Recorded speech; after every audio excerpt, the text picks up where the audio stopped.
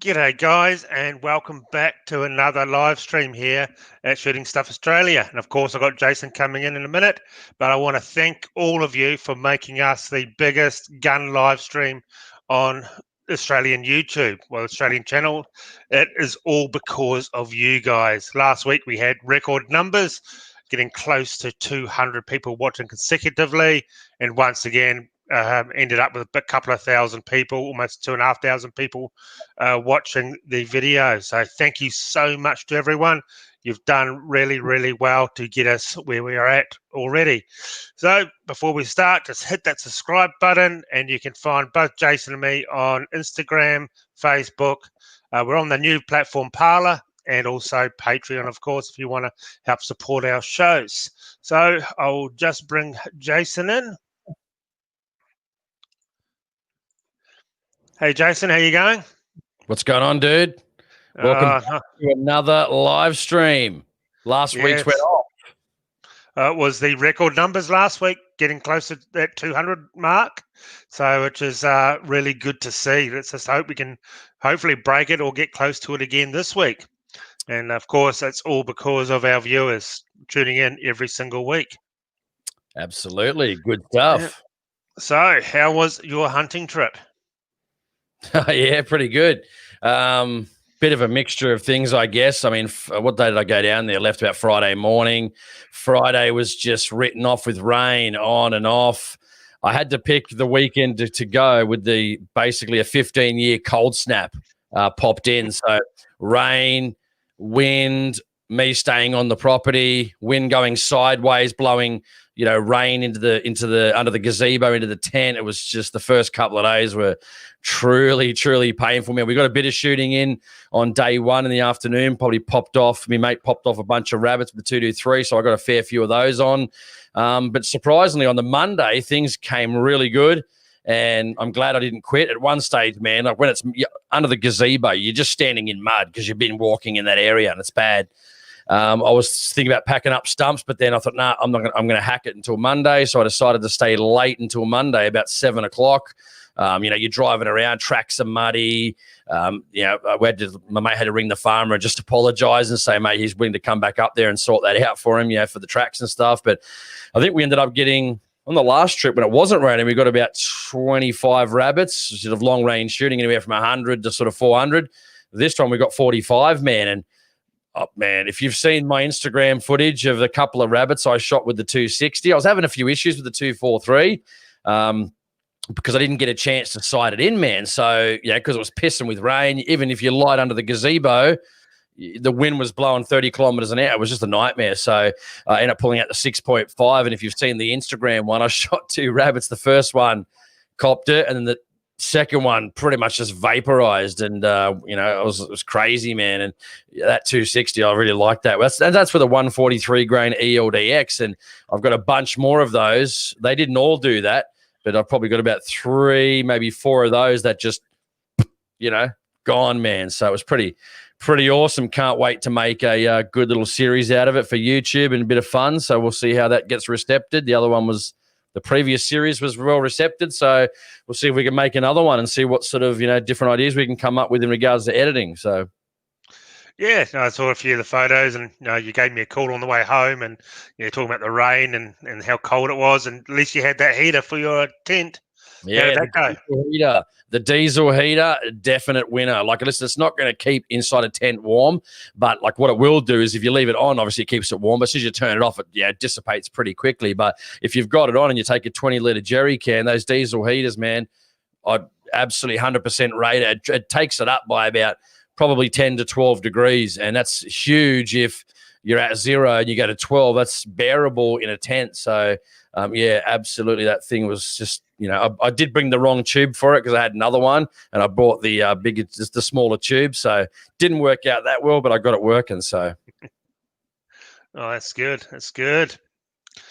So, I actually got out and I've been asked quite a bit about that PRC I've built.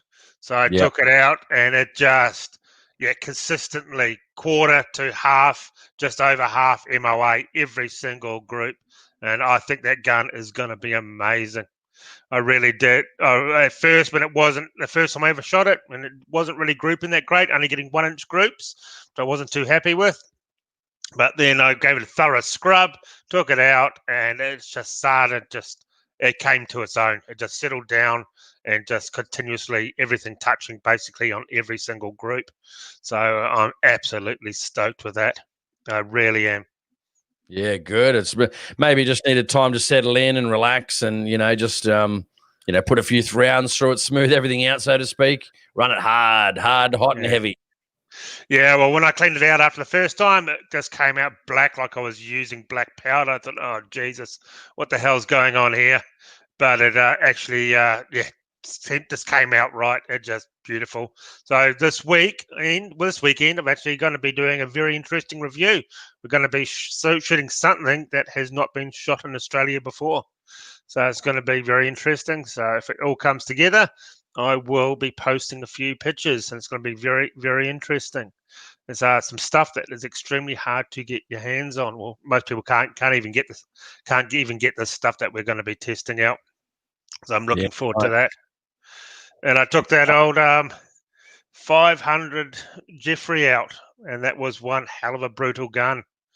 So that was a very interesting day. Shot a few shots with Gary from Browns Plains Firearms.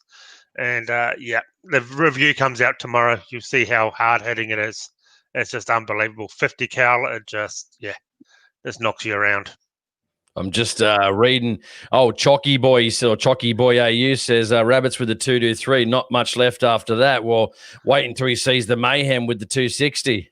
Yeah, that'll be good. That'll be good. And we've got our first super chat from JR again. Thank you so much, JR. Hi, guys. Yeah, Jace, I saw the bunny carnage. Looked too cold for this soft Queenslander. Yeah, it is. It did look too cold for me as well. I totally agree with you, JR, and thank you for that super chat. Even after, it was interesting because even like during the day when it was like windy, sleet, so you had these little, like you thought it was hail at one stage. I've never seen sleet, never been out camping in sleet to know what it was really, but it was this like really tiny, small crystals, almost like hail, but not like tiny. And I was like, what's this stuff on my jumper, And then all of a sudden we turned around and this, a big breeze of snow started to come in. Like as soon as it hit the ground, it sort of melted. But we're looking at it going, oh, look, there's a blizzard coming. Like it just couldn't have been any worse. But thankfully Monday, mate, the clouds cleared. Sun came out, got a heap of footage, heap of B-roll on the camera, bunch of time lapses as well, some astrophotography stuff, and I reckon we're going to put something pretty cool together. So hopefully I'll try working on it this week and get something out maybe next week. We'll see. Yeah, that sounds good. Can't wait to see that. It is going to be good. And once again, it is definitely too cold for me. I much prefer it up here in Queensland. So today's subject: more gun bans on two fronts, with the with the PC Charger and also the gel blasters in Tasmania, which they were stitched up nicely by the police. Tell them about that one first you saw, which we saw today, just leading into that, about the ACT police. Someone came and handed in about 52 toys, so gel blasters, and police are on their website crowing. It's just dumb and dumber with these idiots, really. It really is. Yeah, exactly. Yeah, they're absolutely getting shredded on their Facebook page. The ACT, I think it was ACT, happened in police. So some guy have no balls and went and handed in all his toy collection. Or could have been his kid's toy collection, who knows? But they're just toy guns, and he was scared, and he went and handed them in. And oh Jesus, the comments! The police are absolutely getting shredded, but they don't care. They just don't care. You see this all the time. The Queensland police get done. The New South Wales police, everywhere they ban or do something with these guns, people just give them absolute shit about it. And they just don't care about their public image. They really don't. Even the non-shooting public gets up them, just saying how stupid it is. It's just why on earth? I mean, if someone's going to hand that in and they're just going to take it, they'd be better off just taking it and just not saying anything about it. Why would you actually crow about that on the internet just to look ridiculous and stupid? Makes no sense. Yeah, exactly. Yep, no, it's that's something that always staggers me. And I talk to people around the world, and they said that the Australian police are just the laughing stock of the police forces around the world. They really are. We've got another super chat from Dave for 5.99. Thank you so much, Dave. Jason, where can I see your bunny videos, please? Mate, I've got two channels. So obviously Australian Hunting Podcast is for the podcast, and then I've got AHP Outdoors, man. So if you just punch that in, AHP space Outdoors, it'll come up. And I just couldn't. If you guys have got a name, let me know in the description. I called the first one Bunny Busting Mayhem Part 1 and Part 2. So if you want to search that on YouTube, just Bunny Busting Mayhem Part 1 and Part 2. That's where you can go and look at them. If people want to let me know a name, what should I call this next part series? It'll probably be another 2-part series. I think I've got enough footage for a 2-part series. So didn't do any, like shooting on, gongs or trajectory validation or anything, or zeroing, which I wanted to get. I mean, I even took my Bagara and my 7mm Magnum to do load testing, but I didn't get to do it, man, because I really had to spend the last day shooting and getting footage and just getting all done. So I didn't even shoot those. So I've had the Bagara like 4 or 5 months now and haven't even shot it yet. So I had no choice really. But if you've got a name for the series on YouTube, what I should call it, let me know. Some people had underground mutton mayhem. That was pretty cool. I like that one. So yeah, if you've got any ideas, let me know. Yep, definitely, guys. Stick it in the descriptions down below, and I'm sure Jace will probably pick out one of your suggestions. So Yep. yeah, so that was so also the South Australian Police banned, or we don't know. There's a lot of misinformation floating around some of these sites about it. But the people, I got a letter from a guy who came and picked up his PC charger in South Australia, and then told the next day come back and hand it in. And then his mate actually got his PTA cancelled before he could even pick it up. So that's what's gone on down there. So obviously, it's another state banning it. So I think there's only Victoria, Northern Territory, and Queensland left who can have these. So we're all falling like dominoes.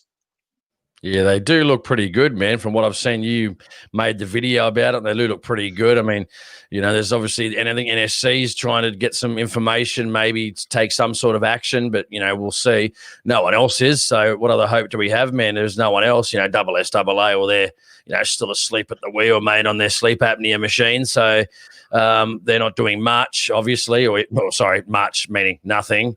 There's all these gun bans happening around us, mate, and not much is happening, No, exactly. And then we got the likes that we all saw on my Facebook page and all over the internet, the Shooters Union not even handing out letters for the PTAs for people to get Ruger charges. So the whole thing's just an absolute shambles.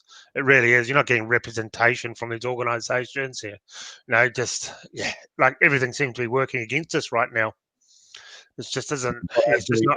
When there's no one. I mean, right now, as you said before, and I've said it too, mate. We're just easy targets. I mean, why wouldn't they attack us, man?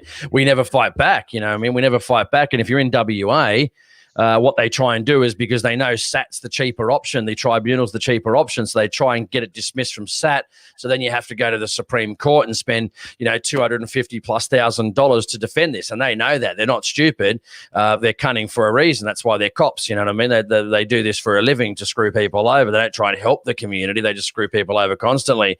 Look at this. They actually put on their Facebook page, ACT Police with 52 gel blaster toys, crowing that this is actually a good thing. Like, what an embarrassment. Like, how could you, and again, like, people have gotten up as before, you don't like cops, this, that, and the other. No, we're just talking about the stupid ones and the bad ones that do stupid things. You know what I mean? We're not talking about the good ones that, actually enforce the law and don't agree with these types of things. We're talking about the idiots that do the wrong thing. So if you're a cop, or a cop, and they're offended by what we're saying, well, then you must be one of the ones we're talking about that's doing the wrong thing. If you're not doing the wrong thing and you're not being stupid, well, we don't have a beef with you. No, exactly. And I think you said it last week, really no coppers, any friends of shooters at all. They've always got their angle.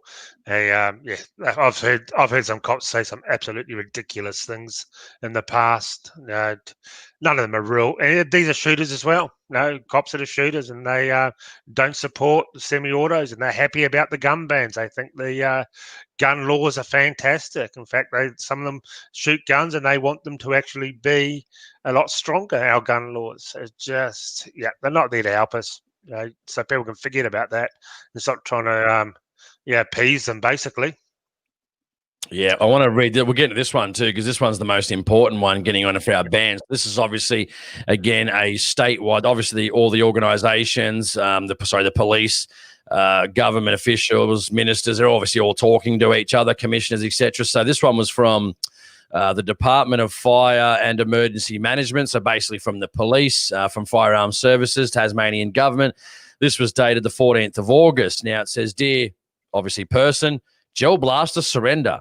I am aware that you are currently may be in possession of one or more gel blasters.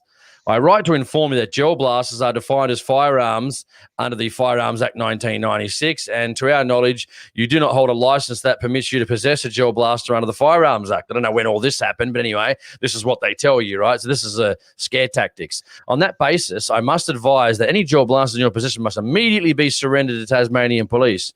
You should not be concerned about being charged with an offence of possessing gel blasters if you move immediately to surrender the gel blasters to Tasmanian police.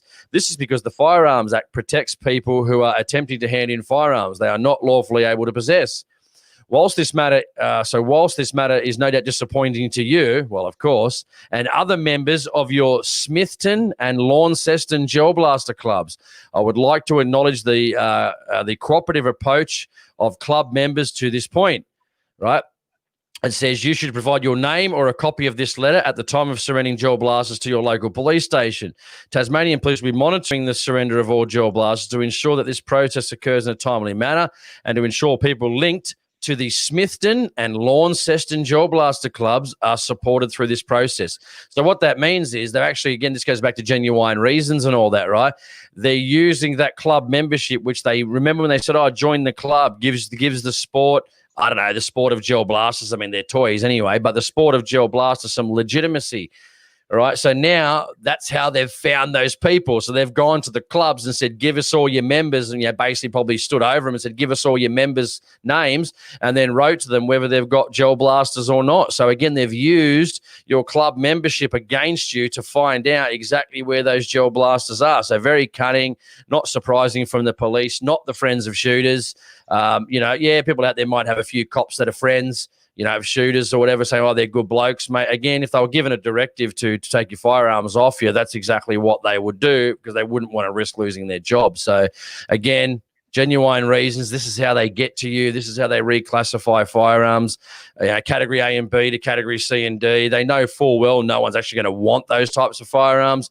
And in essence, people say, "Well, a category C or D is not a ban." Well, of course, it's a quasi ban or quasi ban, because 99% of people can't own those firearms. And even if they could, they would actually own the semi-automatic or pump action version or AR and centerfire configuration if they're actually eligible to hold that category. So, again, shooters, police, government, no friends of shooters, avoid at all costs. But, this is how they find you, mate. Genuine reasons. They basically probably standover tactics of these clubs. I mean, they tell you how they got the information from the Smithton and Launceston Gel Blaster clubs.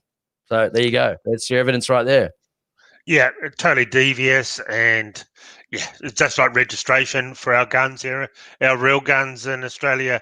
Now, the registration is just a lead to confiscation. That's all it's there for, is to take your guns. Know who's got what, just like with the PC charger, they know exactly who's got those PC chargers. So if they want them, you get the letter and they're gone. So another thing that leads into this, compensation for these PC chargers, for the guys that have actually paid their money. What are they going to do? I know we touched on this last week, but I still haven't heard anything about it at all this week, about what's going to happen. These guys who have brought these guns and now they can't shoot them or use them, or they have used them a couple of times and they've been told, "Well, it's a used gun now. The importer's not going to refund the money to you." Exactly. What do you think about this too? I wanted to read it. Harry says, I think the main issue, and we've spoken about this, I don't know how he's coming up with this, but because I think the main issue with gel blasts is that they look like the genuine article, just a lick of paint to get rid of the orange parts and coming to a hold up near you. Well, I mean, I can tell straight up, even if it's had a lick of paint, and I've seen yours and you've painted yours. And yeah. They don't look real to me. You can tell they're fake just by being in front of it. Yeah, exactly. If that just looks totally fake to me. I've used real ARs and everything, and I tell you what, they don't exactly look like this with a shine to it. Even looks plastic just by there. And look at this here, a little electronic motor that gives it away.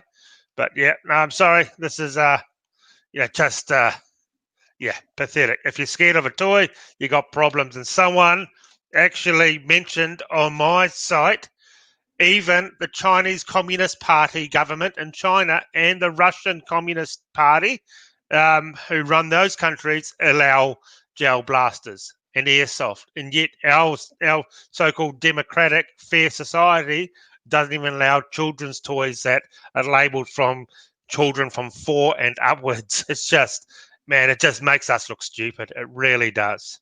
As a country.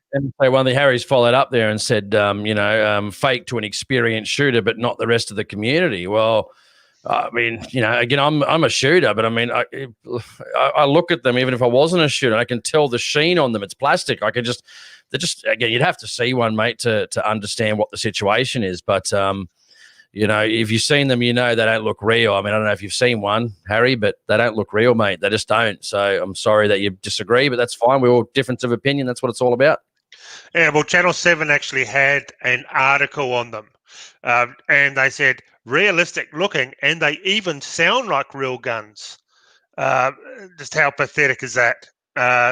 They do not sound like real guns at all.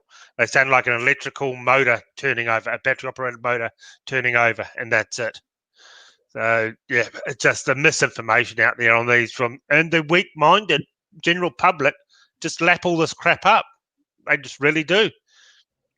That's half the problem. They just believe everything the police say and what the media says, and that's how they run their lives. I've seen this before. I want to bring up this one too, just quickly. It says, from our friend Happy, he goes, I'm going to stick up for one police officer, my local, sign my paperwork for my category C, and comes hunting with the boys on a regular. He might be the only awesome policeman that possibly exists. Well, I've heard of a similar situation as well, and let's just say it didn't fare well for the people on the trip when the guy turned out to be a rat. So, not saying that guy is, but anyway, it's just, I've seen, I hear the stories all the time. How many inboxes have we received, man? People getting screwed over, poor people, honestly, people that don't have any money being screwed over by the police, knowing because they can't defend themselves and they have no money. I mean, it's just, if you've seen the stuff I've received in my inbox, that 90% of it I can't even share, you'd have a totally different opinion. You really would. And, it's just sad when I see some of this stuff that comes into my inbox, man. I think, man, like they got no money, or if they do have money, they're about to lose their house defending themselves. It's just, I've had a gut full of it, and I've got no defense for them whatsoever. None at all. No, exactly. Well, yep, I've heard a few of the stories. People have had friends, so-called friends for years, who are police officers, been out shooting and hunting, and they have a dispute. Maybe their two families have disputes, and that's it. They just get their nose out of joint, and bang, they lose their guns out of spite. And these guys have been friends for years. The police officer gets his nose out of joint and goes to hurt the ex-friend just by doing that. It happens time and time again. No, they are not our friends when it comes to guns. It's just best to keep the two totally separate. And last thing I want to hear is a bloody cop preaching to me about guns, telling me about guns and what should be happening with them. Yeah. That's the last thing I want to hear. I think no one really wants that. Last time we saw that, they shot people at the Lint Cafe, and then also that lady shot two elderly 60, 65-year-old women at Hornsby here in Sydney, in North Sydney. But apparently it was a ricochet off the water fountain and hit two. Funny how you never hear about the two old ladies. That's because they got paid out a very pretty sum of money. Don't worry about that. And see, basically, shut up money, and they signed to be quiet. You never heard about it that day to this. So, they got shot, they got millions of dollars. End of story. And don't forget about the poor old bugger getting a blowjob at a swingers club, and the Victorian SWAT team came in and gunned him down in the back, and But shot that's his right. missus. Shot his missus. He was getting a blowjob. He was getting a BJ, man, and fucking they shot him while he was getting a BJ. Yeah, the largest payout in Victoria ever he got. But the poor buggers had like 15, 20 surgeries just to put his insides back together. He's never going to be the same again. And his missus got shot in the leg. Just how pathetic is that? Just pisses you off. Told what it was. He was already told that he had the toy gun there. It was his ex-girlfriend wasn't happy with his new girlfriend being at the club with his new girlfriend getting sexual favors and that. She's the one that called the cops apparently, and they've busted in and made he's having a fun. It's like, how is he just sitting there getting oral sex, whatever, and shit gets shot for the benefit? Terrible. Well, apparently the police, the article I read, turned up an hour earlier, and they were told by the club owners that it's been approved. It's just a toy plastic gun. It's been approved. There's no problems here. And an hour later, that's when the CERT team kicked down the doors and all guns blazing. Lucky they didn't kill it. Lucky they didn't kill any other bystanders there. That's all I can think. Yeah. Well, they've naturally, when they have been engaged in gunfight somewhere or engaged in their firearm, they've subsequently shot people. I mean, it's happened on multiple occasions. And I mean, I know guys, and that obviously they've shot IPSC for 30 years or however long they've shot it. They've shot over 100,000 rounds and never had a ricochet. So, geez, they must be very unlucky, these people, or they've actually just been shot and they're just covering it up and make it look good. And heaven forbid, it must have been a ricochet. They didn't actually get shot. It's just a ricochet. Okay, sure, okay, sounds believable. Yeah, exactly. Ricochet off the wall, then back down into the stomachs of two ladies. Yep, that sounds real credible to me. So we just got another super chat here from Lockie McFarlane.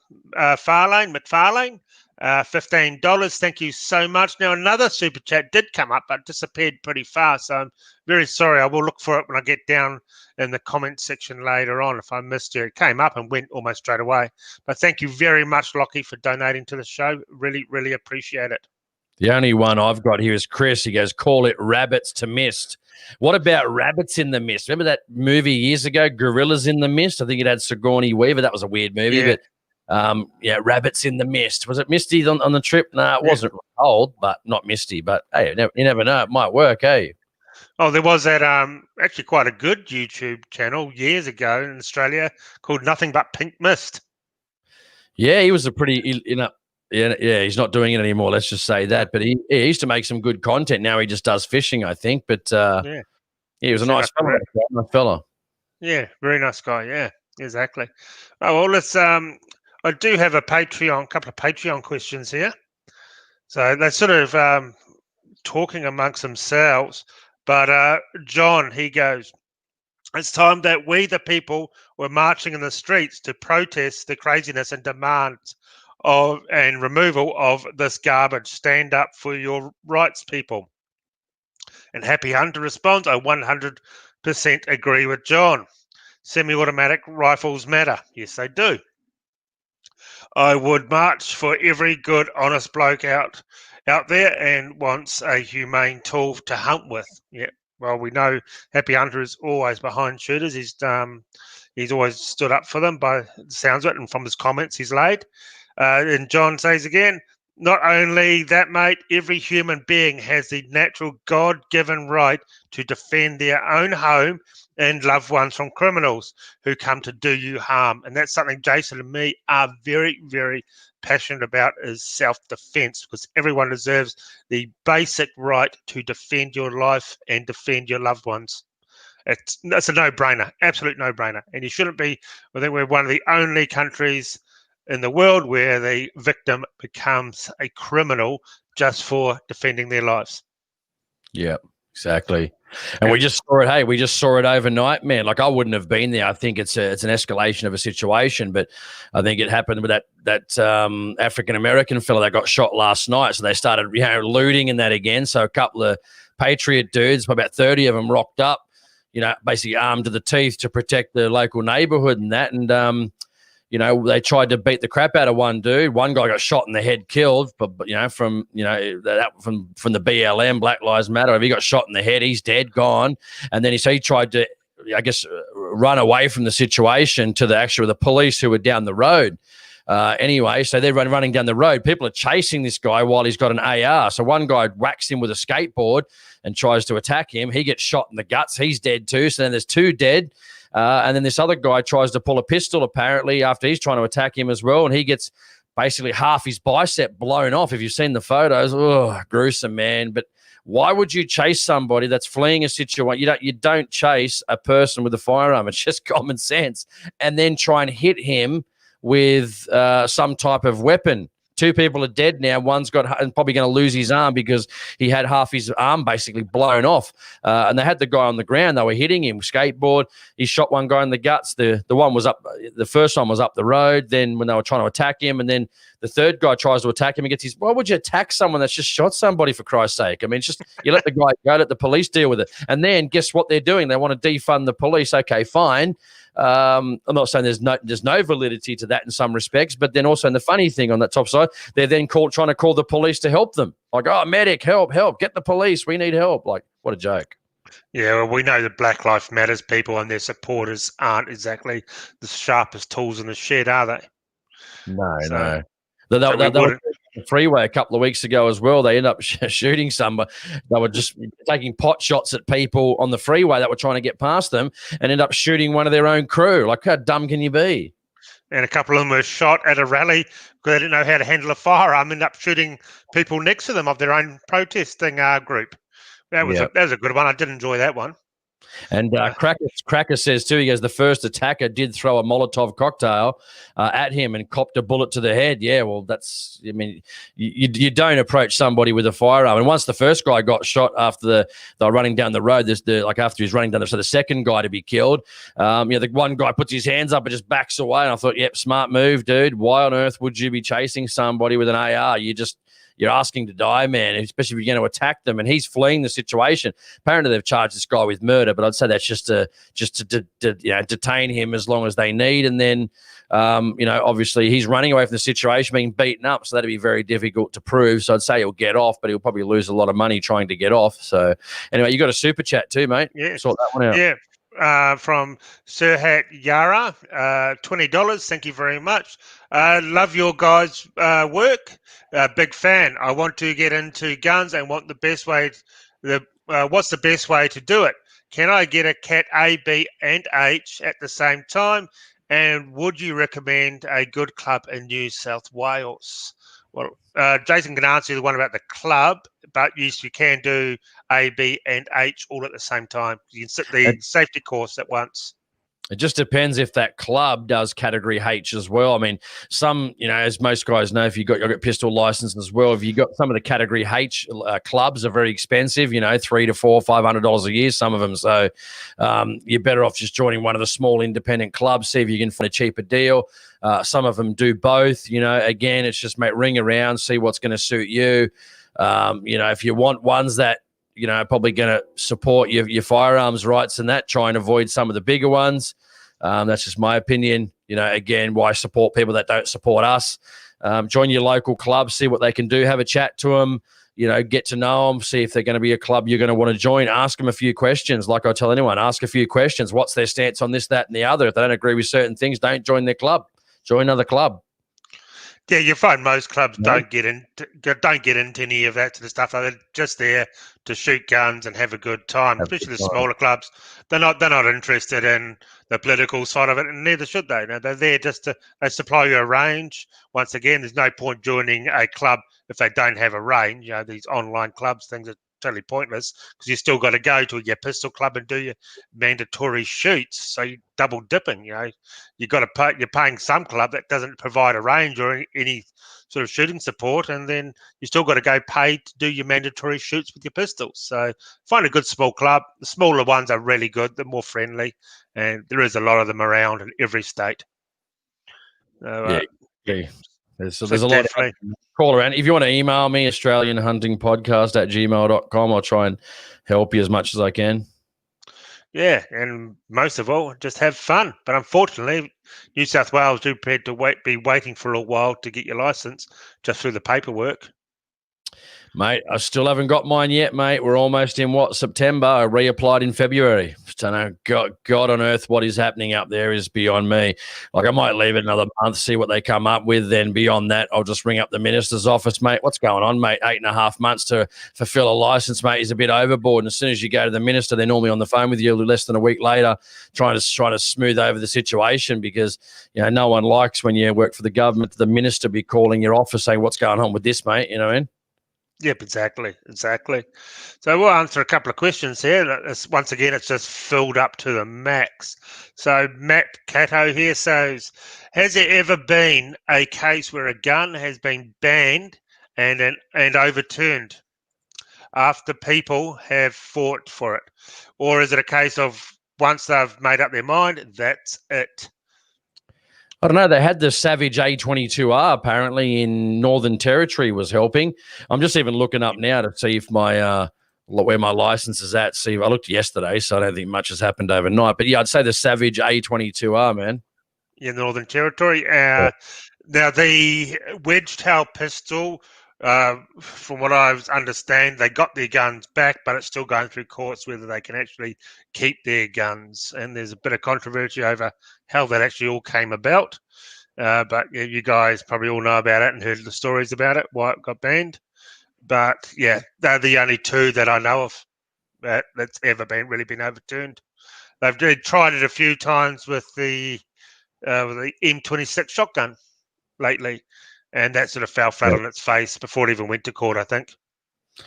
ABC says here too, just a quick one because it's a good one. Jason, what do you mean by minister? Don't you mean the local member? Yeah, I mean, he's been waiting 7 to 8 months. Yeah, you can do your local member. If not, just ring the police minister's office. Funny that in New South Wales it's David Elliott, because he's allegedly broken the law too, and yet to face trial. They won't even charge him yet. Why is it? This is back from March, and to work out whether he's actually broken the law or not. But heaven forbid. Remember the police protect the government. That's what they're there to do. They're there to brush things under the carpet. I mean, you remember when the football players, Aaron, they got in trouble for shooting the guns during COVID, mate. There were charges within 48 hours. Was it Josh Adokar and Latrell Mitchell? These aren't the lower tier football players, mate. These are the top players in the NRL. 48 hours got charged. 6 months later, and we haven't. Again, the police somehow, of course, can't seem to work out whether he's broken the law or not, because they're just there to defend the government. That's all they're there to do. And, they can't possibly have police when they're getting pressure from the government, that they try and let these ministers get away with it. So, yeah, you can go to your local member, mate. It's basically the same thing. But sometimes the police minister's the quicker option. Just ring him up and say, mate, what's happened to my license? Mate, it's been 8 months. What sort of crap is this? I'm paying for a service. And they normally will email the registry saying what's going on with this. And you normally get a call pretty quickly. I've had to do it in the past over one thing. They were on the phone with me within, I think it was 48 to 72 hours. I'm on the phone trying to smooth the situation over. Yeah. Yeah, oh, man, I just can't believe how long it's taken you. It's been unbelievable. Absolutely unbelievable. So here's another one from Happy Hunter. Hey, Aaron, I adore my pistol club, and I am not one to step on toes and stir things up, but I badly want to shoot 45, and my club only allows 38 or 9mm max caliber. How can I change their minds? That's a very good one. Yeah, a lot of guys in the pistol world are actually set in their ways, unfortunately. The indoor club I do a metal silhouette, but it's with rubber silhouettes, and they're scaled down, so it looks like you're shooting 200 meters, and that's how they do it. It's only a 25-meter range, and they manage to get a high cal there, and I shoot my Desert Eagle and my 44 Magnum revolver there. Yeah. Don't forget, some clubs, man, don't have the range approvals and that to be able to shoot metallic silhouette. So maybe they're not set up for it. Maybe they don't have the approval or the range approval to be able to do that. So you need to find a club that does do it. Yeah, definitely. There's nothing better than high cal pistols. I love my 45 ACP 1911, and I love the Desert Eagle. It's actually broken right now, but I'll be getting that fixed very, very soon. So, yeah. What about down in New South Wales for your high cal? You got much down there? I think you do the same thing. To be honest, I haven't looked much into it, so I'm probably the worst person to ask. But I was looking at those when you were mentioning them, and I get my license back. I might get one of those Sig P320s. I think we were talking about. So we'll see how we go. It's not my first passion, but I don't mind the pistol shooting just because there's so many restrictions. Range would be so much better if you could use them on your own property and stuff like that. I mean, I can shoot a 50 cal on a property that goes whatever distance, but I can't shoot a couple of 9mm. I mean, how stupid is that? Yeah, exactly.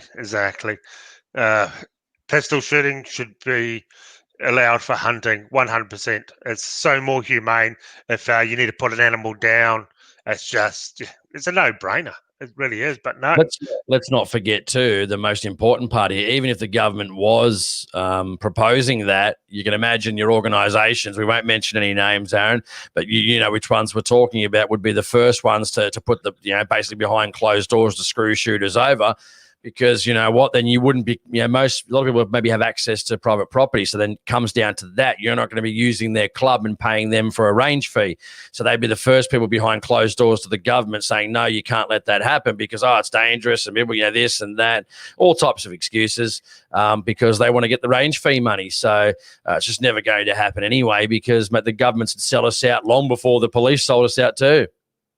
Yeah, well, we've seen that last week. One of them selling us out over the Ruger pistol charger. And once again, I've always said, if you supply a genuine reason, and you're an organisation, you are not going to go full hog to help the shooters out because you don't want to upset your status. It's just that simple. It's no brainer. It doesn't take a brain surgeon to see that. Yeah. So here you go, Joe. Didn't have to say that, you know what I mean? I really been Aaron talk this all the time going, man, when are we just going to get some good news? Like, we just need some good news. We're going to see one of these organizations step up and say, nah, like the ones that have got, a fair amount of money and say, nah, we're not going to be doing this. We're not allowing this anymore. But they just never do, man. And even though they got countless, look on social media, you've seen the comments. You've seen the comments on the streams. You've seen them on Facebook. You've seen them everywhere. I mean, they just don't care. They still just do nothing. You think with all the negative publicity and the constant, but you know what? They keep building members because of the genuine reason. So they spruik on the internet that, well, we've got more members. People love the place. Well, no, they don't. They don't. They just have to join a club because some of these ones are the only ones that have got ranges. So then they're not going to, they think they're building up numbers, but it's only because of the genuine reason. I mean, if that was gone overnight, you'd lose probably 70 over the next 12 months when people had to rejoin. You'd probably lose anywhere from 60 to 90% of your base, your base membership because you didn't do anything to make them want to join after that. They only have to join because they've been forced to join. Yep, 100% agree. 100% agree. So here's old Sexy Did. Interesting name. Is there anyone that can put me in touch with someone about vault specs? The Queensland vault specs are very vague. Yes, they are. I just bought a bank vault. 3.5 tons. That solved all my problems. But yeah, the safe specs, for the rifles, you can have timber safes here and just store your rifles in a box as long as it's bolted down and there's no exposed screws or anything. There's just stuff like that. But I think you're best just to buy a off-the-shelf safe from a gun shop, and it's there on the sticker what it's rated to hold, what class. I think it's probably your best thing. And he's right, it is very vague. They keep everything very vague. Yeah, heaven forbid we tell shooters what's going on and try and work with them. I mean, I wish the police were working with us. I've said it 1,000 times, but, when they just keep shitting on you, it's very hard to hold any type of respect for them. People, a lot of people say, well, you'll call them when you're in trouble. Well, the last people I'd call, to be brutally honest, because I'd probably end up getting shot. So what do you do? Yeah, exactly. It always cracks me up. You see on social media, oh, I support the police and that. And then about a month later, oh, fuck the cops are banning our guns. Same people. Same people. Make your mind up. Yep, can't have it both ways. Okay, here's one. Someone getting up us. There you go, Jace. All right. Please read what you wrote. Hunting isn't done with toys. And? I don't know. And blah, blah, blah. Fight what you have done. Bother with the kiddie toys. Who gives a fuck? Well, that's the thin end of the wedge, dude. This is the attitudes of idiots like this, to be brutally honest. Sorry, I just not going to mince my words. I mean, if you think these are toys, you're going to lose your other guns, dude. I mean, you've had 10 guns banned in WA in the last, a couple of weeks. You had the ones in Victoria. We've had the Ruger 9mm. So, I don't know what these idiots talk about sometimes, mate. Sorry, that's what this guy is. No disrespect. But, if he was being, giving a decent opinion, respectful opinion, you'd be treated the same way. But, you know what I mean? If you don't want to, you're interested in gel blasters, that's fine. I'm not interested in gel blasters either. It doesn't affect me at all. I've never had one, never owned one. Doesn't interest me to buy one. But you know what? It's about the cause, mate. It's about the fight. It's about this is the thin end of the wedge. We're seeing constant bans. So I don't know where you've been, man. Obviously, your head's been well and truly up your ass for God knows how long because you must be missing all the gun bans, buddy. Good luck to you, though. Yeah, it's Well, apparently they are firearms. Well, they are being treated as firearms. So technically, in Australia or most states in Australia, they are firearms, even though everybody with a brain in their head know that it's just all it is just a toy, but not the authorities. So technically, it is a firearm, and we're getting lumped in with us, and they're counting gel blasters when they get picked up as a firearms crime to boost their statistics on actual real gun crime, and they're counting gel blasters as real gun crime. So it's basically falsifying the statistics. And he says too, what have we done? He goes, blah blah blah. Fight for what have you done about the kiddie toys? Well, I've done multiple interviews and promoted, Brad Towner from Arm in Heaven. I did a big show with him. I'm probably going to follow up with him again very soon. We are in discussions over the last probably couple of months just to once everything's settled down to see what's going to happen, to sort some stuff out. And I'm going to probably interview possibly his lawyer as well, Michael Corn from Corn and Associates, or Corn and McDougall and Associates, about what the process was surrounding that. I find that stuff very interesting. I think a lot of people would. But, you can't please everyone, mate. Robbie's obviously not happy. And, when you got nothing left, dude, don't bitch and whine, mate. Instead of bitching at us, maybe you should bitch at the organisations that have got money that aren't doing jack shit.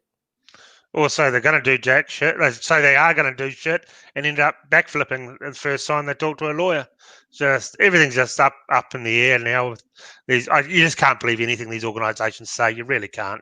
Just full of backflips and contradicting themselves. It really, really is. Yeah, not good. These organisations, in my eyes. Yeah. And we have a few conversations too, like me and Aaron over the time. We will say, well, aren't you worried they're not going to deal with you? Or they'll never sponsor your shows. They've never done it in 10 years. Me and Aaron have been doing this. So why would they start now? Yeah. And I don't have any sponsors. So I got a few people that help me out from time to time, but I've never received a cent from any of these companies. They've helped me out by lending me rifles to review, but that's about it. And they all know they get a fair review. If there's something I don't like about it, they know I'm going to say it, but there's a way of saying it. You don't have to absolutely trash talk it. There's a polite way of saying that you're not happy with things. But yeah, you're right. Some of these big companies, they bitch about my reviews that don't go their way, but they won't even pick up the phone and talk to me when I've tried to talk to them in the past about stuff. But then we get other really good companies that are really happy to talk to us and provide products for us to bring to you. But as for money, geez, I'm still waiting for those paychecks to come in. But this is from Harry. More things get banned in Australia. Cancel culture. We need more unified and active voice. Yeah, and the only voice really out there for shooters right now is the NSC, because they're the ones, you see them on their page all the time. We're going to the tribunal. We're doing this. We're doing that. We're actively doing it. We're following it up. We're just not leaving it at that. They follow it up. Yep, they're about the only voice we have right now. And the cancel.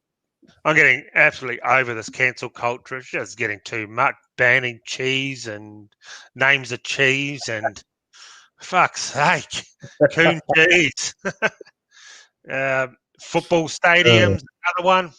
I mean, can you believe it? It was the Washington Redskins. They're going to change the name after 80 years, 70 years for the Washington Redskins. I mean, it's not even offensive. I'm not going to go into it, but they're even coming out, the Native American Indians, saying, "Whatever problem with this? Like, why are you getting outraged? Why are white people getting outraged on our behalf?" Classic. Yeah, exactly. It's something that's been brought up quite a bit, and we've had messages sent about. There you go, Jace. All right, we're supposed to trust cops with our lives who shoot once a year at most. I'd put my faith in a comp pistol shooters with my life before. Yeah, mate, Peter, I agree. I know someone that's a police officer. I went to school with a police officer, and they're not too fan of people having guns. And I said, mate, you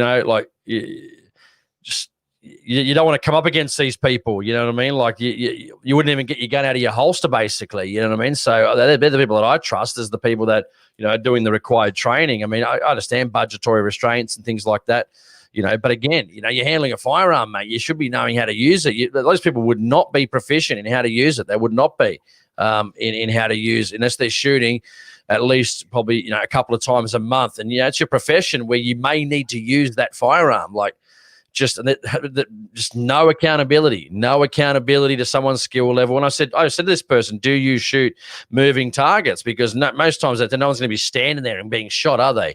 No, it's just a static target. So again, it's not good at all. 20 rounds down range. And you got to think 4,000 to 5,000 police officers, say New South Wales or whatever it may be. That's a lot of people, and that's a lot of money, on rounds down range. It's also pretty scary. You've got these untrained people wandering around in public with a loaded firearm. It's a pretty scary thing. Now, well, just look at that story I told a few weeks ago that people, had a good chuckle at about the. We just got another super chat from Graham Kosh, $5.99, no question, but thank you very much, Graham. Appreciate that. They came up to the farm because someone was complaining about I had a full auto machine gun, but I had a pump action Remington 223 and a lever action. And the first thing they got was the lever action and looked down the barrel. Didn't even know how to open it up to check it. And these are police officers. Yeah, looked down the barrel of a gun and couldn't even figure out how to open the lever up. These are the people out there with guns wandering around the public. Yeah. Yeah. Why don't you just keep reading those ones out, and I'm just going to go to the other screen and just keep on the bottom one, see if anyone brings up anything that's good that needs to be added to it. Yeah, exactly. So it's a lot of talking amongst each other. Oh, geez. While you're doing that, old Harps is a bit late. He said, "Good day, a bit late to the party. Welcome, Harps 666. Good to see you, my friend." Here we go. Governments around the world are slowly building a police state. New World Order. The US have the 1033 program, and Australia has a similar program. May these Nazis enjoy. Whatever that is. 5.3 must be the Bible verse. Hey? Yeah. There's a lot going on. Someone even just in the stream was just mentioning too. So remember when the Eka, that must be it's like the Easter show, isn't it, in Queensland, where some cop was playing with a gun and it went off. It actually went through the floor of the office and hit the ground, and I think it was right next to people standing in a queue. Would have killed someone if it was like only a few feet closer.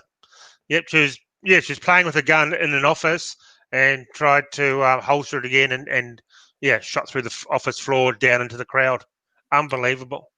Yeah, like why would you be playing with it when you're on duty in a crowded place? I mean, it just doesn't make sense at all, and not at all. Yeah, exactly.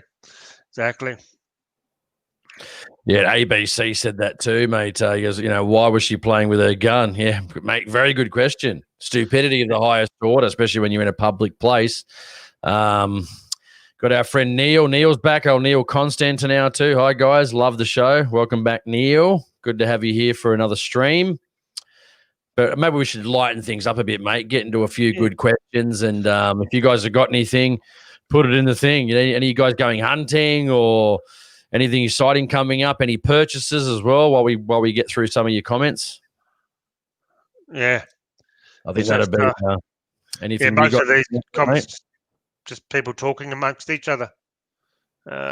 Yeah, hey, that's one good thing I wanted to bring up. Sorry, too, Aaron, while you're looking for a couple of questions there. Harps 666, I think we spoke about this on the last show.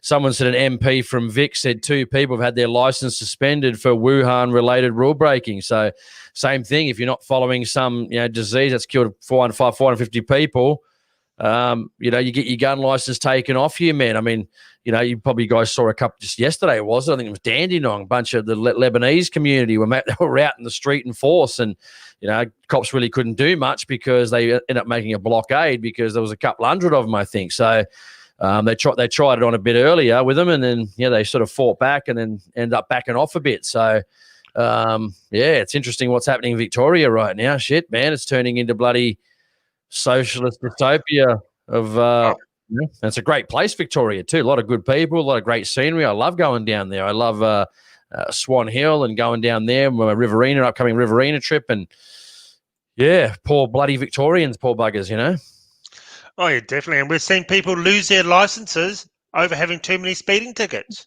or parking tickets. And they're told you're losing your license because you can't follow basic rules or laws. So we're taking your license off you. Geez, you get a speeding ticket for going 1K over these days. It's how desperate they are to get your guns by stooping to that level.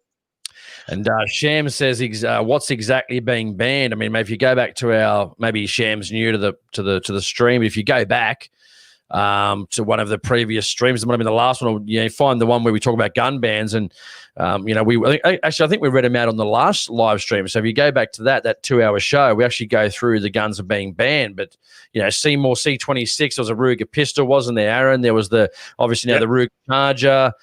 There's heaps of them, man. We read them all. I don't know them exactly all off by heart, but they're banning gel blasters, saying they're firearms. So that's a quasi ban as well. Met so many gun bans, man. And what do we do? Nothing. We just, I can't believe that we are such an easy target. It's really almost pathetic. It really is. It shocks me that we're allowing this to happen, man. And then the big organizations just to do nothing, just say nothing and do nothing. Or if they do say something, they're like us. They waffle on the internet. And I don't get paid, man. I'm not a politician. I don't get $200K a year to defend your interests. So, these guys do. They're still doing nothing, or they have no power to do anything anyway. So, it's a very sad state of affairs, guys. Very sad state of affairs. Exactly. And here's Nicholas. This might be able to help with this one, Jace. What about the proposed changes to New South Wales gun laws where they will categorise cleaning the gun or fixing a scope as an illegal modification? Have you heard about this one? I've heard about that. I need to get a bit more information on it. It seems a bit ambiguous about things you can and can't do. So it's obviously another little sneak through. But again, like anything, mate, if they want it, they'll get it. Because who's going to stand in their way, mate? Who's going to stand? We've got representation in New South Wales. They'll bark and cry and make a few Facebook posts, but inevitably, mate, if they want to get it through, they'll get it through with Labor or One Nation, or they'll get it through with the Greens or Labor. So what hope do you have, mate? What hope do you have when both parties are conspiring against you in conjunction with the police? As I said, guys, never, ever, ever vote for, a major party, ever. Greens, Labor, Libs, or anyone that's anti-firearm, just never vote for them. Never vote for them. Yeah. Where are the preferences? I've heard the preferences for the Fisher and Shooters Party goes to Labor, who are sided with the Greens. Yeah, well, that's not good either. A lot of people say, well, listen, I get part of it. I get part of it that you got to do deals that are going to get you into power. That's the whole point. Again, sometimes you have to do deals you don't want to do. But also on the flip side, to say, well, we're not preferencing Labor when we really are.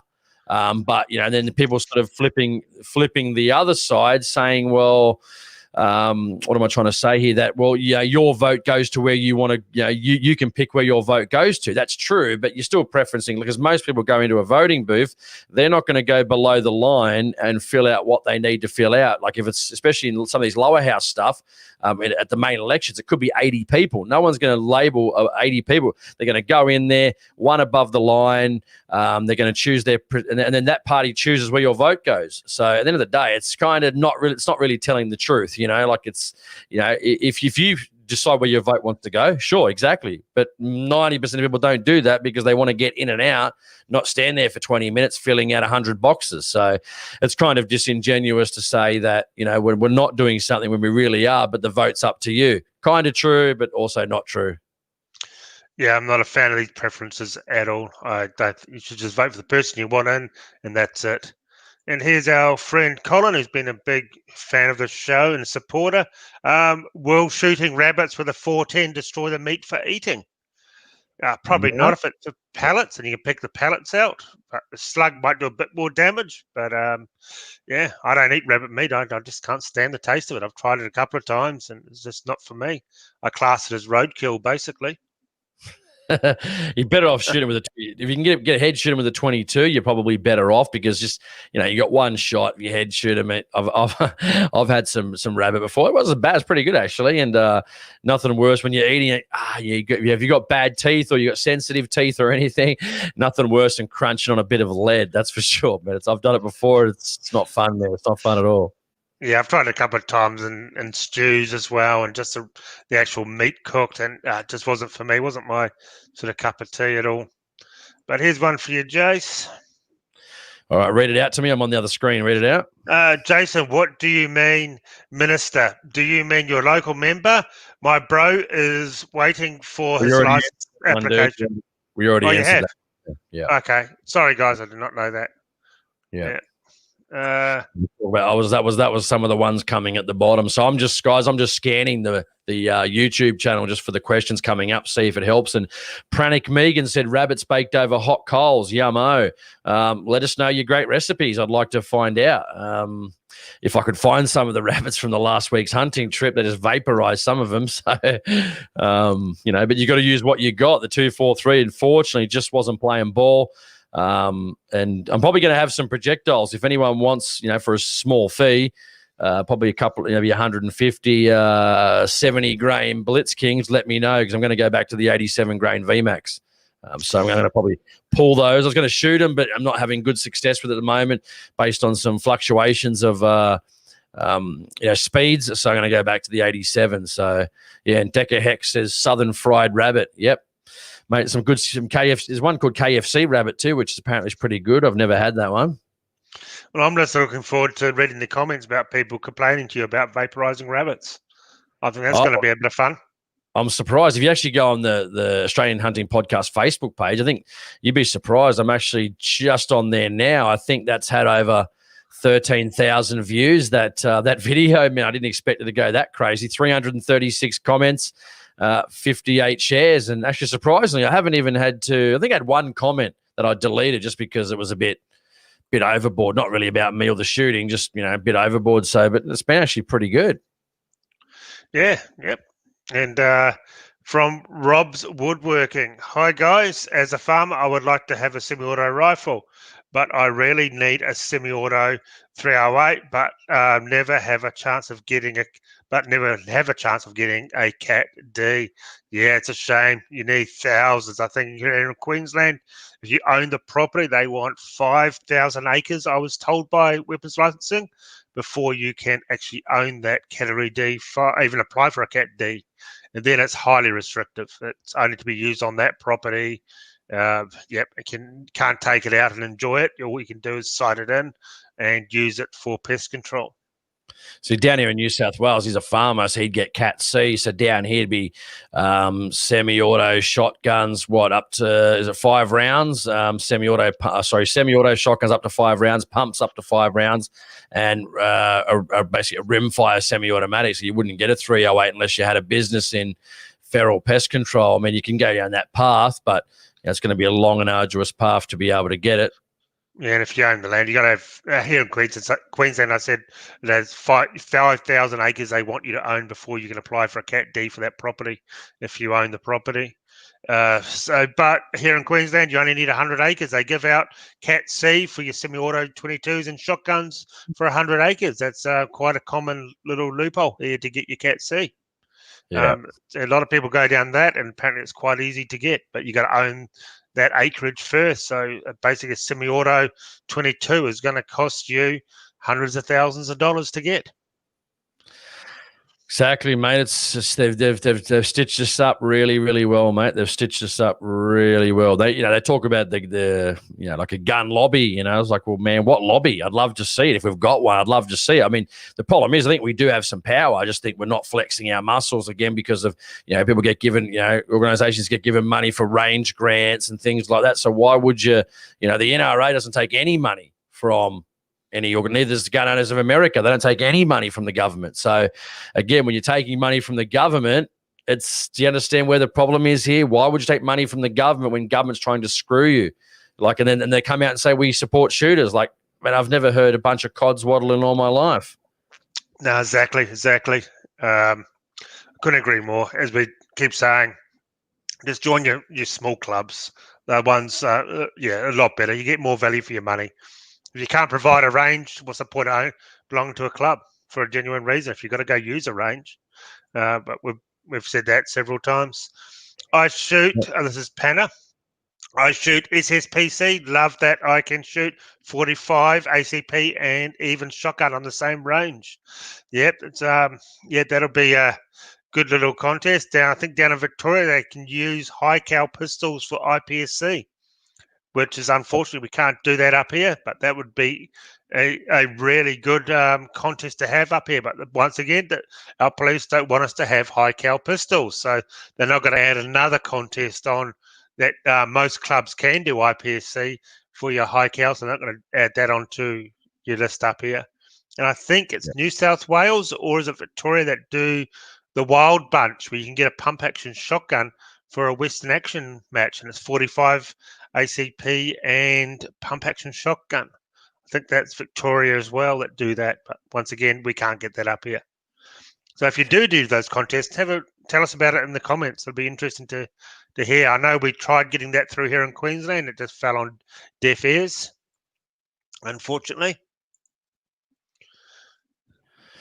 Yeah, see, this is I've read a couple of good ones and an interesting one. So Megan's in regards to rabbit. She has rabbit KFCs made with buttermilk, soak overnight with buttermilk and herbs, then crumb and deep fry. Yeah, man, that does sound pretty good.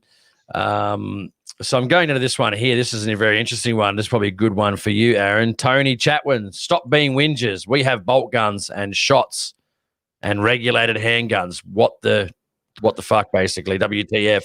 So I'm not sure, bolts and shots, does he mean shotguns and regulated handguns? Well, if you don't know the problem, mate, probably not the live stream for you, unfortunately, I don't think. If you don't understand the hassles and issues shooters have in this country, because you say you've got that now, but we've already heard Samantha Lee from Gun Control Australia talking about military-style bolt actions, mate. So, again, you can dig your head in the sand. You can say we've got this. That's just stupid because they're banning more and more guns every single week. I mean, again, I just don't know where you've been. Perhaps you're just a bit out of the loop. Again, go back and look at old live streams and start educating yourself, mate, because it's a big battle uphill. Well, you have some bolt guns. You don't have all bolt guns, but you have some that the government have decided you to have. So if you just want a hunting-looking style rifle in New South Wales, that's all you can have. You can't have something with a folding stock. You can't have something with an adjustable stock, which is an actual safety thing as well. You want a length of pull for your arm, so apparently that's deemed too dangerous. So no, you can't have all bolt guns here at all, and we can't have all pistols here. We can't have 50 cal pistols up here, but New South Wales can have 50 cal pistols. So no, you can only have some of what you think you can have. You can't have all. Look at Western Australia. Sorry, Jace. Look at Western Australia banning a $20,000 long-range target rifle because they don't like the look of it. So who's going to go spend $20,000 on a German-made high-precision rifle to go do a crime with it? It just doesn't make any sense. Really, it doesn't. No. And he follows up again saying, I'm a shooter, not a complainer. That's all right, mate. Someone's got to complain about the current situation because, you're a shooter now. No necessarily any guarantees that you're going to be a shooter in 10 years when they've taken all your firearms off you. People think it's a joke. I don't know where the joke is. I mean, if you don't understand now, you're probably never going to. So it's just not even point reading that type of stuff, because there's people like me and Aaron that's trying to get the word out there and the message to say, this is the situation on current laws and what's happening, because most people don't know what's going on. They believe what they're reading on Facebook from organizations, what they're telling them, when, nothing's happening. So, hopefully Tony can join the chat and, be a valuable member and, start learning a few things about, how they're trying to take your guns off you, because it is happening, dude. You're just obviously not in the loop of what's going on. But, but anyway, I think it was Dave said he likes the 87 grain VMAX as well. Yeah, I'm going to go back to it, mate. I think, I think it's going to be a good, another good load. Probably some 2209, 43 grains, I think, mate. What are you running? Tell me what you're running. I'd love to find out.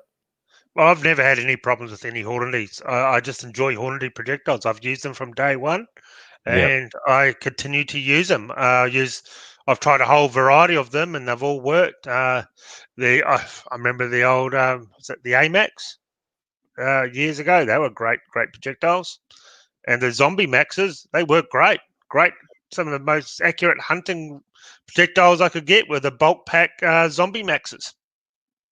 Yeah, I know. And the thing is, I think I just can't believe how the 143 grain ELDX was just, some does was straight through. Other times it was hitting them hard, man. Like expansion was good, man. Let me just say expansion was good. The 70 grain Blitz King, I have heard the Blitz Kings do have a bit of a thicker jacket than the VMAX and the Hornady stuff. So, if you're looking for explosive results, I definitely go the Hornady. Plus, they're going to be a little bit cheaper, better on your wallet. Chris, our buddy Chris Miller, who we're going to go hunt with, Aaron. Remember Chris? He's got deer right at the front of his doorstep, the lucky bastard. He goes, these 87 grain VMAX out of my Lithgow, quarter MOA on bunnies all day. Yeah, mate. What's left after that if you hit them Senate mass? I mean, again, people think this is morbid and stuff, but this is pest control for this one. We're not eating them, man. We haven't got time for that. And the farmer's got stock. You should, when you see some of the video, the full length video that I put up in a couple of weeks, you see all the holes, man. You know what? Now you know why the cattle's falling in and breaking their legs and stuff. He doesn't care. He just says, mate, get rid of them. Shoot as many as you can. He loves it. He says, mate, come as much as you can. Shoot him. So yeah. Yeah, exactly. It's like up here in Queensland, deer is actually a pest. I know a lot of guys who go out to big properties and they just drop deer. They don't eat them or anything. They're there to drop them because the farmer wants them gone. They're ruining their fences and eating all the grass that the cattle could be eating. And they just go there and they just knock dozens of deer off in a weekend, and they don't eat a single one of them. They don't have time. They're just driving around shooting them. Up here, it's just a pest. Yeah, exactly. I mean, sometimes that's what you do. Pest control is pest control, hunting's hunting, and there's different types of, situations that you need to deal with. And when farmer asks, I remember when I posted probably Aaron Instagram, I was on the Riverina and they said, farmer had a bunch of galahs. Now, galahs down on the Riverina, west of the Great Dividing Range, illegal, including crows. Now, I was shooting crows. People didn't have a problem with that. And then one guy on Instagram, all of a sudden I put up, again, this is different types of pest control to understand different types of what you need to do. Oh, mate, you're getting upset and swearing and calling me all types of names. And I said, mate, obviously you don't. It's not just about deer and goats, mate. There's things you got to do sometimes. I mean, and this guy lets me hunt there. He's let me hunt there for 10 years. I just can't say no. Like, sorry, I'm not going to do that, mate. Stiff shit for you. I'm not going to shoot him. I mean, he'd probably respect me for saying it. I know him so well, he probably wouldn't have a problem with it, but he probably wouldn't be happy. You're there to do a job. Yeah, you're lucky enough to go on someone's property. You got to, if they ask you to knock something on the head, you just got to do it. Not every day get onto a property and be trusted by a farmer. So if they say they want all the goats shot, you just got to shoot the goats. Or whatever they want gone. It's that simple. Wanted to follow just this one too. Tony's followed up again about the issues. He goes, not a sook, just don't understand why we need to spend so much time talking about firearms that aren't required. But aren't required for who, mate? You? That's fine. You'd have to have one. I'd like one if I had the opportunity. So just because you don't require it doesn't mean we need to tell other people what they require and what they do and don't require, mate. That's again the whole problem. Be part of the solution, mate. Be part of the solution, not the problem. And don't be a fud. If you don't like it, that's fine. I don't shoot black powder, but I don't want to see black powder gone. A lot of sort of guns I don't shoot. I've got no interest in shooting, but I don't want to see them banned whatsoever. So, mate, yeah, get with the program. Stand up for everyone. No gun bans is good for anybody whatsoever at all. Doesn't matter.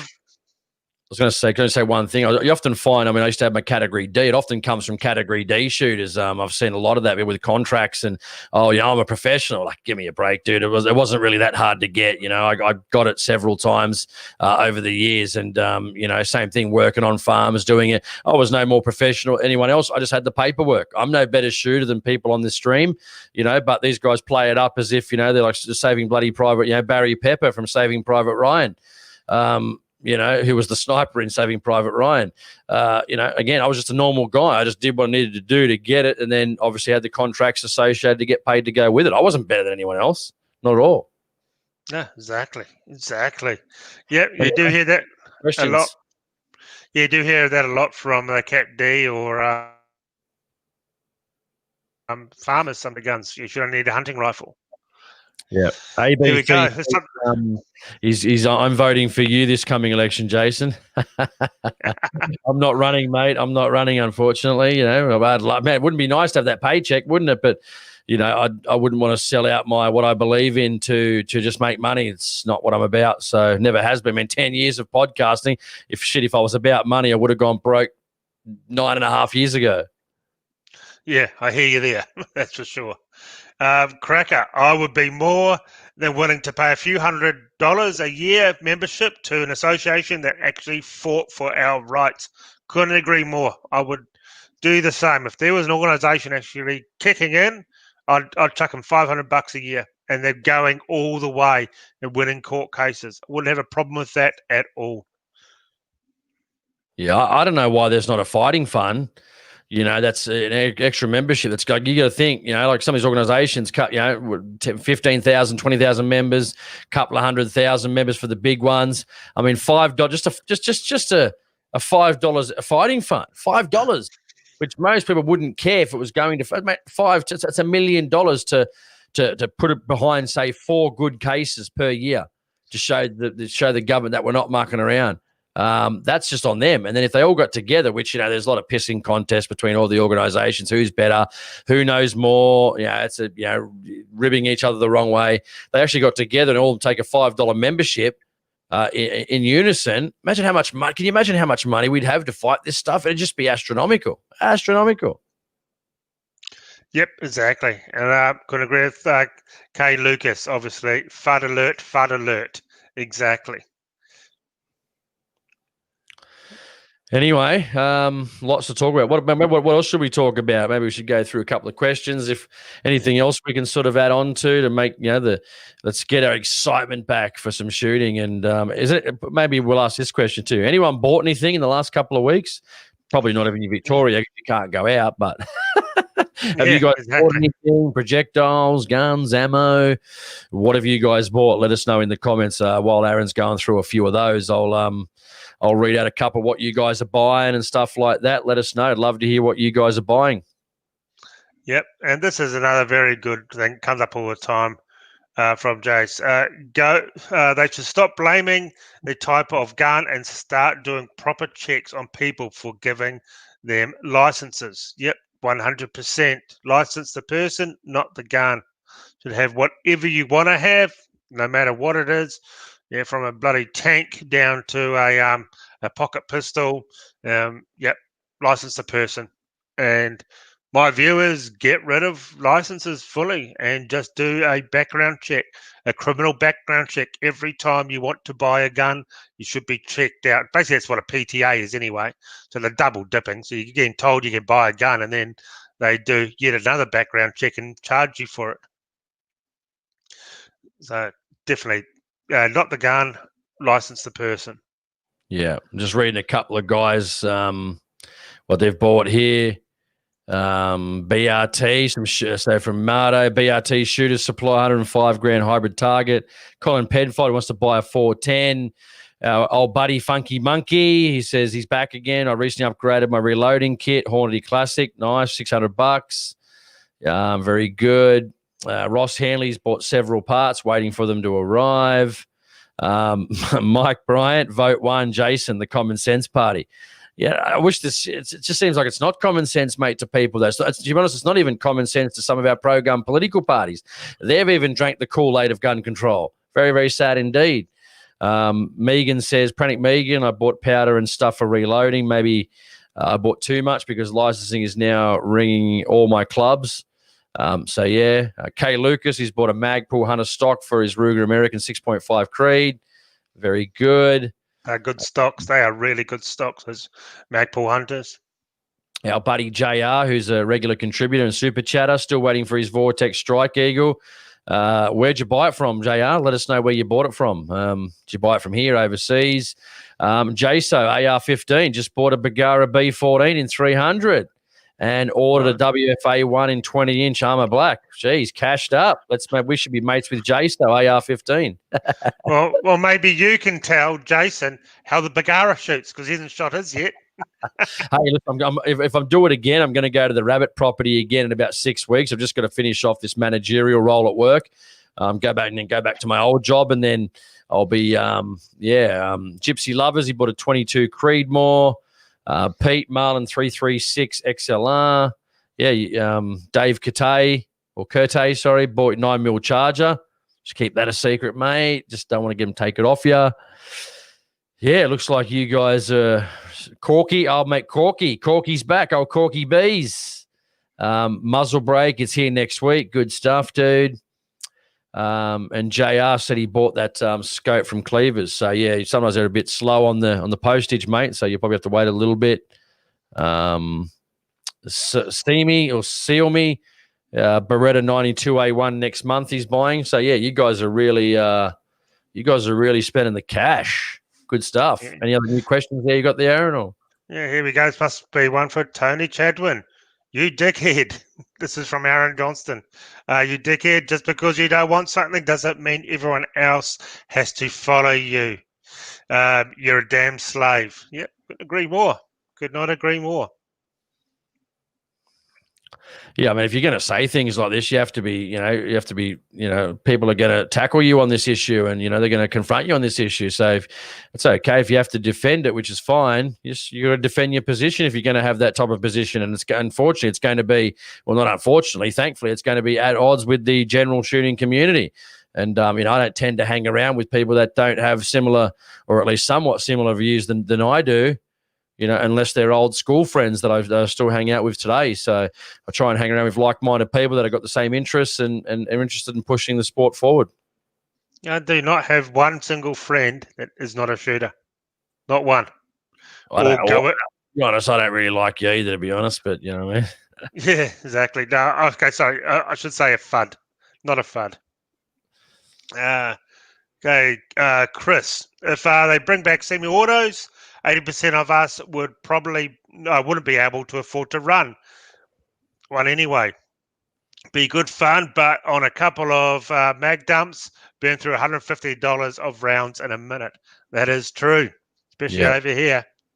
I probably couldn't even afford one to be brutally honest, but a good interesting one here too. Decker Hex, one of our regular contributors, said an experience with the MDT LSS chassis. I've got the LSS Rimfire chassis. If that's anything to go by, mate, no problem at all. Good quality, no problems whatsoever so far, mate. So yeah, I wouldn't worry about not putting some money on it. If you want to buy one, get one. They're pretty decent. So. Lots of good chassis out there, but yeah, no problems with my Rimfire one, mate. Yeah, no, Mitchie, there's a lot of Karens on here tonight. Yep, there certainly is. Yep. The old Karen. This should all be just common sense to me. Again, vote 1, Jason, the Common Sense Party. Maybe I should call it the Common Sense Party. Exactly. There's our mate Tony. I've got a chassis bolt guns. That's good. That's good. So don't get up people who have something different to you because they enjoy it. That's what I'm saying. Yeah, and there's just a lot of here we go. I've got one here while you're looking through your next one, man. JR, again, a regular contributor. What do you recommend for a good hunting rangefinder, less than 800? Mate, if you can get that SIG, the SIG is good. I got a Leica 2400R. Really good. Don't buy the cheap ones, dude. They're just, I just haven't had good results with the cheap ones, mate, especially at longer distances. They haven't worked for me. The divergence beam gets too big at long distance and it can pick up something small, and you'll often get frustrated because you're not hitting a target because it's picked up something either in front or behind the target where you're actually trying to shoot. But yeah, I think the Sig Sauer is probably pretty good, man, if they're in that price range. Sig Sauer. Yep. And Lucas says the kilo 1800 is awesome. Yep. Mate, most of those 1800s, let's say they're good to a kilometre. Most people aren't even shooting a kilometre, so they'll do the job, dude, easily. So, yep, the 6 hour kilo, mate, it's probably one of your top picks there. I'd say for that price range as well. Leica, if you can afford it. There's the Vortex ones, but yeah, the Sig, mate, seems to be the pretty popular one going around at the moment. Yeah, I've had a Sig for a while. I absolutely loved it. I borrowed a Sig, and yeah, I think it's great. I'm actually looking at the Sig Sauer binoculars. Okay, they're $2,000, but they have a built-in rangefinder, so you get really good binoculars, but they've got a rangefinder in it. And I think yeah, two birds with one stone. I need some good binoculars. I got these night vision ones here, and they got a built-in rangefinder, 4K ones. They do quite well. But yeah, I was thinking of just normal binoculars I can use during the day, and with the rangefinder in them. My friend has a Bushnell set, and he absolutely loves them. So here, JR, cheers, Jace, $5 super chat. Thank you so much, JR. Okay, and the second one for the night is going off, mate. I know. Yeah, he's a top bloke. He's tributes every week. Thank you guys for donating to the show. It really does help. Everything helps, especially now we're getting out there. When I was out shooting the 500 Jeffrey, you'll see it tomorrow. The review comes out, and that's $30 a shot. So I shot 2 shots, and yeah, it's definitely not a plinking gun. I can tell you that. You'll see that in the video. Here's our mate Rob Woodworking. We need a shooting lobby like the NRA to stand up for us shooters, and maybe look at get some NSC on the show and look at every shooter as a member. Yeah. Did you interview Neil Jenkins? No, but I think it's might do something in the future. I've already emailed him about it. I'm not sure if he's going to do it or another fella's going to do it from them. But yeah, I'm just enjoying doing shooting more at the moment, man. I'm going to do it down the track. It's just, I don't know, man. I'm just enjoying doing the shooting again and not talking so much about, even though it's the most popular stuff that I do. People say I don't like the politics, yet it rates almost double than every other show unless I do something really specific that people want. It just doubles it. So when people say they don't want it, I can only look at the numbers and go, well, that's not what I'm seeing on my end. Yeah, exactly. And here's one from Megan. Chassis, is that a free-floating barrel? I'm still learning terminology. I think Megan, she said a couple of weeks ago, she's just getting into shooting. But yeah, most chassis are free-floating barrels. Well, they all are free-floating barrels. So they're just sort of like a tactical, sort of a stock look, most chassis. Pretty much light. Most of them are lightweight. And, yep, they're all free-floating. So they're meant to make your gun a lot more accurate as well. Some people say over just a normal stock because you can adjust your length of pull and all that sort of jazz with it and your cheek riser height. So, yep, chassis are definitely the way to go, I reckon. I put one on the new 6.5 PRC and it's just awesome. And here's exactly. It's yep, 100%, mate, 100%. I just got a message from our Serhat, one of our guys that was just on before. Just flicked me a message, mate. So if you're listening, you're still listening, and you're still on, I'll message you back sometime tomorrow, mate. Okay, and here's a super chat for $10 from Explosive Bagara. Operator, a good friend of the show. I hate snowflakes. Couldn't agree with you more. I cannot stand PC bastards and snowflakes and weak ass pricks out in the society. I think the older I get, the worse you get. I just got zero tolerance for snowflakes and PC and all that sort of crap. I reckon Big Bagara must be absolutely horrified that I've had that for 4.5, almost 5 months, and I haven't even shot it yet. He must be just rolling over and saying, what is that guy doing with that Bagara? What a bad man. Yeah, I can't believe it. I could not even imagine. I've never had a gun more than a week or so before I've shot it. I just can't get it. But then again, I've got to move. I've got to get out of Sydney, man. I've got to, that's the thing. It's, but when your life's in one place sometimes, guys, it's difficult with jobs and friends and family. I just want to, that's why, again, I cherish these times going down to these properties for 4 days, just relaxing and enjoying and shooting. And, like I said, I've got a show, man. People think you got private property coming out of your butthole. Like I don't. Like I've got basically 2 properties to go to that I know now on the regular that I've gotten in. One's 10 hours away and one's 4 hours away. So I don't have anything close. I mean, people think people are throwing properties at you left, right, and center for you to come and hunt. Sure, sometimes that does happen. But yeah, they're often in different states or they're just way too far from my house. So there might be a once a year thing or once every couple of years because I just live so far away.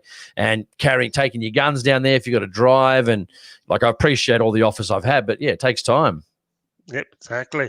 So before we read this question, I just got $100 super chat from the Real Australia. Thank you so much. Oh, that is awesome. $100 super chat. Really, really appreciate that. Shit, man. Who was that? The Real Australia. Wow. No question added to it, but thank you so much. I think that's the biggest one we've had so far. I'm going to start going on retainer and on commission, man. I think. What do you guys reckon? Yeah. What do you guys let us know in the comments? Should I go on full retainer or just commission basis? 10%, 20%? What's reasonable? Exactly. I'm still saving up for that torch for you. You bastard. There we go. How much is the torch? It's right then and there. Thanks, Real Australia. I'm now torch. New torch owner, Power Beam. I'm waiting for them to come into the country. I was talking to them this week and haven't arrived yet. Anything coming from China or anything has stuffed everything up. You just can't get anything anywhere in the world. I've talked to, I'm not going to name the brand of gun, but it's not a Chinese gun. But they said coming from Europe, it's just taking months and months because of all the crap that China's caused us. It's we're talking 6-7 months for a container to come into Australia. It's just out of hand. But normally it'll only take a matter of a month or so. Yeah. But thank you so much, Real Australia, for that. Can you believe, mate? It's 8:30. We got to start finishing up soon. Unbelievable. Yeah, it is. This is just flown by tonight. It's flown by. It has, yeah. I was just telling my mate that works for me how I'm starting to really, every Thursday night is a huge highlight for me. I just can't wait to get on the show and talk to everyone. Absolutely love it. Sometimes, but the live streams, which we never thought would happen, sometimes are doing better than some of the reviews. People have really gravitated towards the live streams, which is fantastic. And there's a lot of people on here now saying like $100, what a baller from Aussie Capitalist in regards to that super chat. People are saying, wow, like $100, crazy. I mean, how awesome is that? Yeah, exactly. Here's Dave, and I've just put a deposit on a Ruger Charger 9 mil sent back from a New South Wales dealer. Good stuff. I assume Dave is in Queensland. The closest to the land of the free we have in Australia, I think, is Queensland. Someone, it's interesting here too, where I'm just trying to find out where it was again. Sorry. Neil H says, I still say that SSAA is the best called shooting stuff Australia. Aaron, that's the best SSAA. Thank you very much. And here's something that we talk about is from One Objective.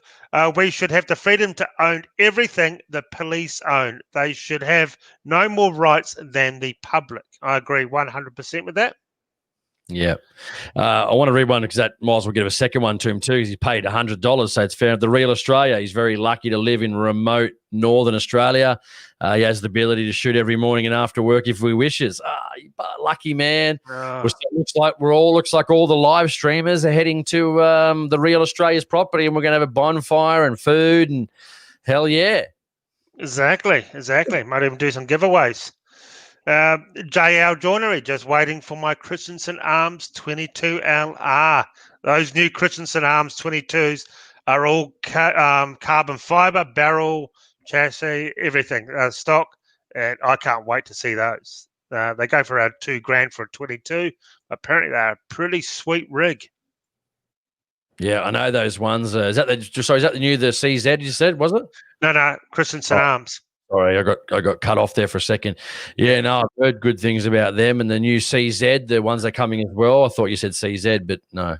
No, the Christensen Arms. It's I think they call it the Ranger. I think. Yeah, they look really sweet. I'm just Decker Hex says Shooting Stuff Australia, the anime series, pretty. You really want to see a series on Aaron? What would it be about? You know, me cutting myself up at work, falling off scaffolding. What else? I think his hair's getting grayer every week that we come on the show. So he's, you know. Oh yeah, and got more injuries. Cut my finger. He came off scaffolding, and it's clearing up now. But gouged my arm open a few weeks ago. Yeah, it's great. I love the building trade. Oh yeah, then yep. So yes, wrapping it up, dude. Well, mate, this night has just gone. Like I'm so shocked about how it's gone so quick, guys. And sorry, I'm just trying. But we tried that thing again tonight. It seems to be working quite well. Aaron reading the StreamYard comments and me just reading the bottom of the stream to try and include people that, sort of are posting at the bottom, because it's at a point now, guys, where there's no way we can get to all these questions, mate. We're only at 8:29. Like, that was scrolling right to the bottom. So there's a bunch of questions and talk there we just don't get to each week, and we try and mix it up and give people an opportunity. And it seems to be working. Like I said down the other day, man, the streams are just getting more than anything else at the moment. It's just, it's Aaron might not think that's good, but I guess it's a good, and, we want more people looking at the reviews too. But, the live streams are just picking up and getting people involved. And I think that's part of what the spirit and community is about, like getting people involved. And that's why they've become so popular. And can you believe it? Thousands of views on live streams. Not even the big YouTubers are getting that. So, yeah, no, yeah, to be honest, I really some of the probably the most enjoyable stuff I've pretty much done on a regular basis is these live streams for the show. I just love hearing from you guys. I know we can't get to all your questions, but you can always try and re-answer them next week. We try our best. It's hard to filter through a lot of the talking. When people talking, you might have 30 messages in a row and it's all people talking. You got to filter through it, but we try and get there. But it's just great. It's good to see you guys talking amongst yourself as well. Giving each other advice. That's what we're here for.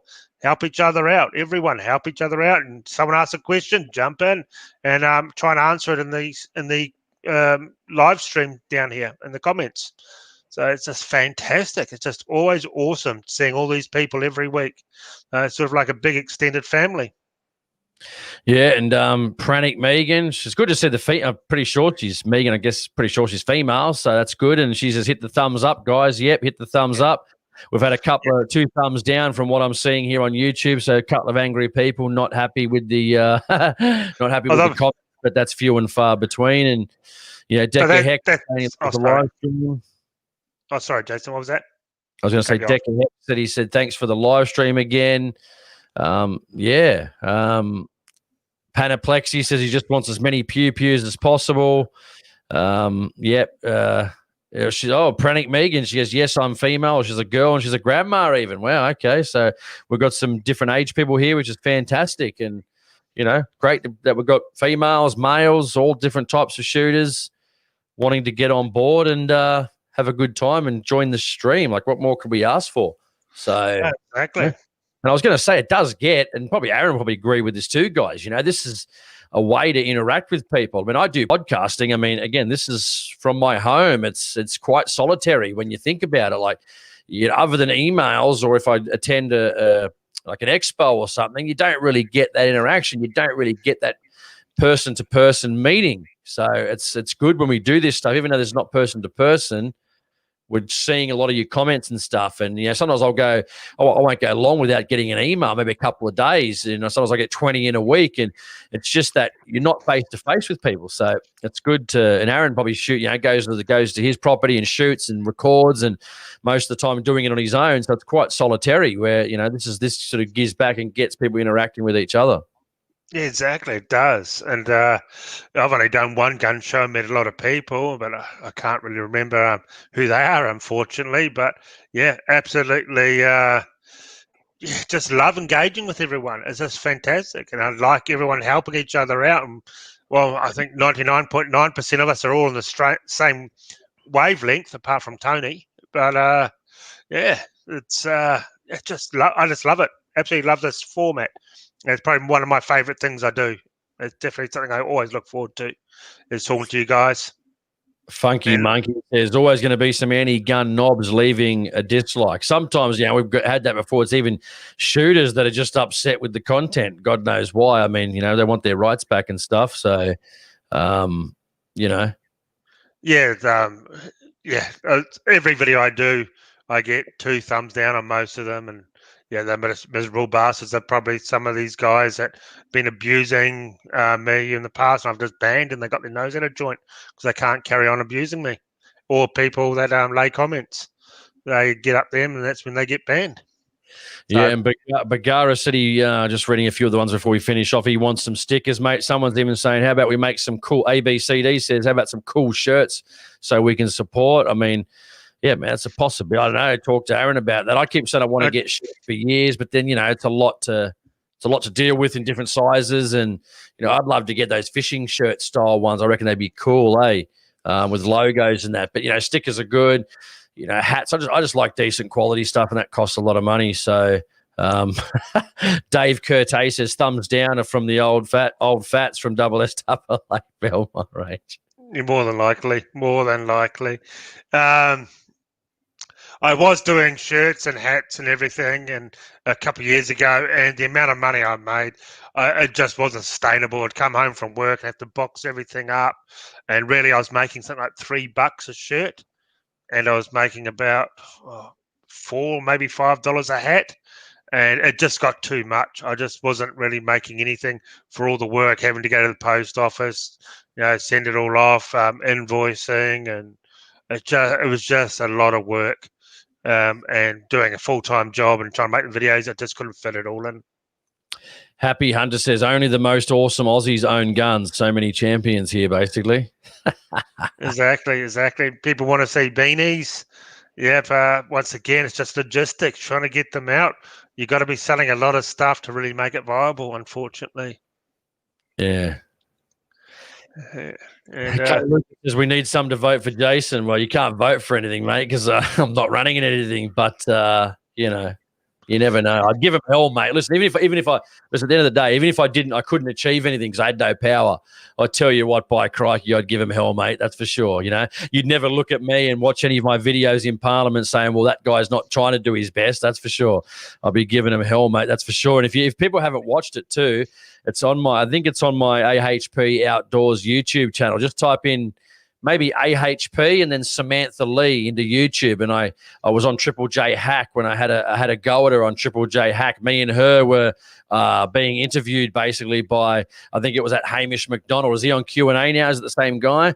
I think it might be him. And I went head to head with her on Q&A about the Adler shotgun. So if you haven't seen that, jump on AHP Outdoors and scroll down and sing it. I think it's Jason goes to head with Samantha Lee. I think I called it, but just checking the videos, you can find it. It's pretty cool. It's pretty cool, man. And I remember people were on Facebook going, "Man, good job on that." I really gave it to her, man, and it was funny. So anyway, I remember you did that. That was good.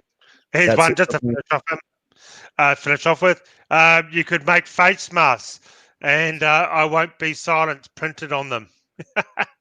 Well, it'd be hard for me because I don't believe in being mandatory forced to wear a muzzle at all. So, yeah, a COVID muzzle is not for me. But yeah, that could be a big seller though. Make face masks with Shooting Stuff Australia on it and AHP and go hunting. That's true. Anyway, very good, man. So this tonight is just gone that fast. It's just where'd the time go, man? When you start talking about gun bans, the time just goes like that, gone.